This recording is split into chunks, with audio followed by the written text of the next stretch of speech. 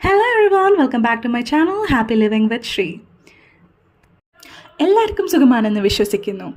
ഇന്ന് നമ്മൾ ഒരു super healthy and tasty super ഫുഡാണ് ട്രൈ ചെയ്യുന്നത്. മിറാക്കിൾ ലീവ്സ് അഥവാ മുരിങ്ങ ലീവ്സ് ആൻഡ് എഗ് തോരൻ. അതാണ് നമ്മുടെ റെസിപ്പി. ഈ ഡിഷ് എത്രത്തോളം ന്യൂട്രീഷ്യസ് ആണോ അത്രത്തോളം എളുപ്പവുമാണ്. അപ്പോൾ തുടങ്ങിയാലോ? ആദ്യം നമ്മളൊരു പാൻ എടുത്ത് ചൂടാക്കാം. പാൻ ചൂടായാലുടൻ അതിൽ കുറച്ച് എണ്ണ ഒഴിച്ചു കൊടുക്കാം.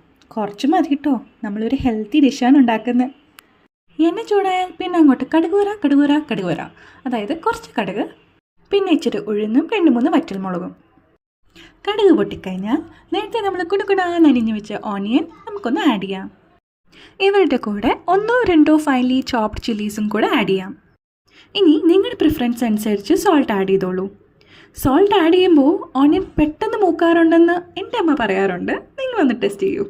എന്തായാലും നമുക്ക് ഓണിയൻ ഒരു 1 or 2 minutes ഒന്ന് സോട്ട് ചെയ്യാം.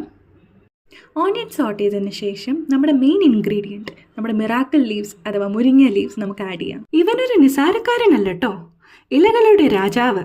Vitamin A, B, C and മിനറൽസിൻ്റെ ഒരു കളവറ. അതിലുപരി anti diabetic, anti cancer, anti oxidant, anti inflammatory എന്ന് വേണ്ട, ഇവൻ്റെ ഗുണങ്ങൾ അങ്ങ് പറഞ്ഞുകൊണ്ടേയിരിക്കാം. ഇനി നമ്മൾക്ക് ഗുണങ്ങളിൽ ഒട്ടും മോശമല്ലാത്ത മറ്റൊരു ഇൻഗ്രീഡിയൻറ്റ് ആഡ് ചെയ്യാം, നമ്മുടെ മഞ്ഞൾപ്പൊടി. അങ്ങനെ മഞ്ഞൾപ്പൊടിനെ ഒറ്റയ്ക്കാക്കാണ്ട് കുറച്ച് കുരുമുളക് പൊടിയും കൂടെ ആഡ് ചെയ്യാം. ഇനി നന്നായി ഒന്ന് മിക്സ് ചെയ്യാം.